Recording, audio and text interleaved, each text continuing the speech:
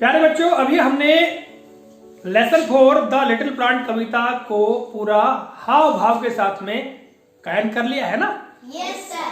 अब हम आपको बताते हैं कि हिंदी में अनुवाद कैसे करें, कैसे करेंगे हम हिंदी में अनुवाद, और हिंदी में अनुवाद सीखने के लिए हमको क्या क्या करने की आवश्यकता होगी, है ना।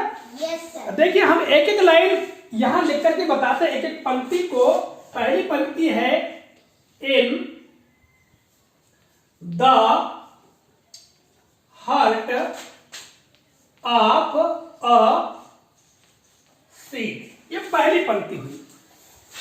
अब हमको हिंदी में अनुवाद करना है, तो बच्चों हिंदी में अनुवाद करने के लिए आवश्यकता है अंग्रेजी के शब्दों के मायने अर्थात उनके अर्थ हमको ज्ञात हो, पता हो। यदि आपको अंग्रेजी शब्दों के हिंदी में अर्थ नहीं पता है तो आप कभी भी अनुवाद नहीं सीख सकते। इसीलिए जब भी हम कोई पाठ पढ़ाते हैं तो आप लोगों को उस पाठ के जो कठिन शब्द हैं, जिनकी मीनिंग्स हमको नहीं पता है, या जो नए शब्द हैं, उनके मायने हिंदी में याद कर लेने चाहिए। याद करोगे तभी बनेगा। अब देखिएगा अनुवाद हम कैसे करेंगे, तो यहां पर हम इनके हिंदी अर्थ लिख दे रहे हैं, है ना। Yes sir. इनमें से कुछ शब्दों की मीनिंग आपको पता होगी, कुछ शब्दों की नहीं होगी। तो देखिए यहां पर हम लिख देते हैं, ये हम मीनिंग लिख दे रहे हैं, ठीक है। यहां पर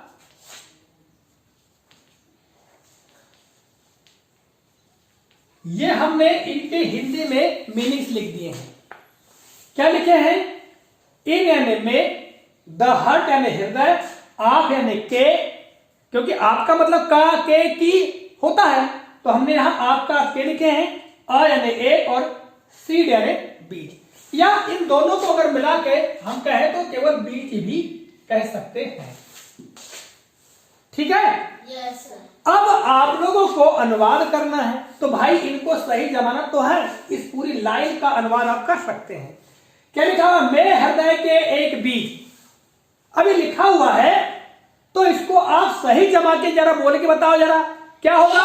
बीज के हृदय में। बिल्कुल सही भाई। हम यहां इसको पहले क्रम पे लिख देंगे, एक बीज, इसके बाद में के लिख देंगे, और फिर ये हृदय ऐसा लिख देंगे, हृदय और में।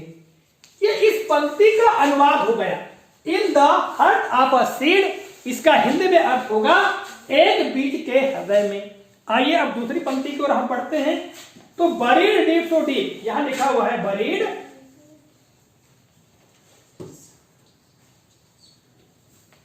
बरीड डीप सो डीप, ये लिखा हुआ है, ठीक है। अब यहां पर हमको इन अंग्रेजी शब्दों की मीनिंग्स पता होनी चाहिए। अब देखिएगा, बरीड इसका मतलब होता है दबा हुआ,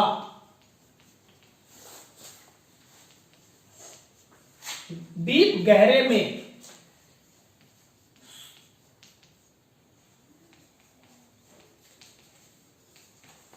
ये हमने इनके मीनिंग लिख दिए हैं।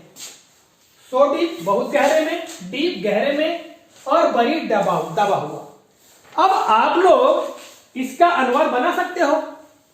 पहला क्या क्या हुआ था कि एक बीज के हृदय में, ठीक है। अब देखिएगा हम इसी का अनुवाद करेंगे तो क्या हो जाएगा? दबा हुआ, गहरे में, बहुत गहरे में। तो हम इसका अनुवाद कर सकते हैं, गहरे या गहराई की बात है, गहरे में, बहुत गहराई में, और अंत में क्या आ जाएगा? दबा हुआ, दबा हुआ। तो बच्चों तुम देख रहे हो कि यहां पर हमको इनकी मीनिंग्स पता होनी चाहिए, और जब तक हमको मीनिंग्स नहीं पता होगी, अर्थात अंग्रेजी शब्दों के हिंदी में अर्थ ज्ञात नहीं होंगे, तब तक आप अनुवाद नहीं कर सकते। इसके लिए बहुत आवश्यकता है कि हम इनकी मीनिंग्स याद कर लें, ठीक है। अगली पंक्ति चलिए जरा, अगली पंक्ति क्या कह रही है? अ डियर लिटिल प्लांट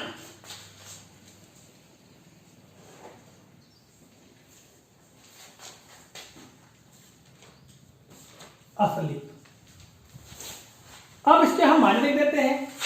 अ डियर मतलब अ का मतलब एक, डियर का मतलब प्री, लिटिल का मतलब नन्हा या छोटा, पौधा, प्लांट यानी पौधा, ले यानी लेटा हुआ,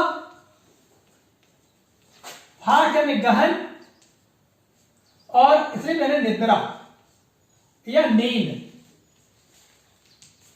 ये हमने लिख दिए इनके मायने। अगर ये तुमको सब पूरे मायने पता हो जाए तो आप लोग अनुवाद कर लोगे नहीं कर लोगे, बताओ हाँ या ना। अगर आपको इन शब्दों के मीनिंग्स याद हो गए तो क्या आप लोग अनुवाद कर लोगे? Yes sir. हाँ, तो बच्चों इस तरह से हम पाठ का अनुवाद कर सकते हैं। यदि हमको कोई कविता हो, कोई पाठ हो, उसमें दिए गए जो शब्द हैं उन शब्दों की जब तक मीनिंग याद नहीं होंगी तब तक हम अनुवाद नहीं कर सकते। अब इसका सही अर्थ क्या होगा हिंदी में? In the heart of a seed यानी एक बीज के हृदय में, बड़ी डीप तो डीप, गहरे में, बहुत गहरे में दबा हुआ था, अ डियर लिटिल प्लांट एक नन्हा पौधा, ले फास्ट स्लीप गहरी नींद में सोया हुआ था, वे सैड द सनशाइन जागो सूर्य की किरण ने कहा। यहां सनशाइन मतलब सूर्य की किरण, सूर्य की किरण ने कहा या पुकारा, ठीक है। And creep to the light, और क्या कहा सनशाइन ने कि रेंग कर प्रकाश की ओर आओ, वेक सेड द वॉइस जागो एक आवाज सुनाई दी, ऑफ द रेनड्रॉप ब्राइट यानी वर्षा की चमकीली बूंदों ने, है ना, वर्षा की चमकीली बूंदों की जो चमकीली बूंदे हैं उनकी आवाज ने कहा जागो, है। द लिटिल प्लांट हियर्ड, और उस नन्हे पौधे ने सुना, यानी नन्हे पौधे ने सुना, हियर ने सुना, एंड इट रोज टू सी, और वह देखने के लिए जागा। What the wonderful outside world might be, कितना आश्चर्यजनक बाहरी संसार, बाहरी दुनिया है। तो ये था अनुवाद। तो इस तरह बच्चों हम बड़े आसानी के साथ में अनुवाद कर सकते हैं। इसके लिए आवश्यकता है मीनिंग्स की। यदि मीनिंग्स याद नहीं करोगे तो आपको अनुवाद याद नहीं, अनुवाद आप नहीं कर सकोगे, ठीक है? Yes sir. समझ में आया? Yes sir. तो आपको अधिक से अधिक मीनिंग्स याद कर लेनी है, ठीक है? Yes sir. भैया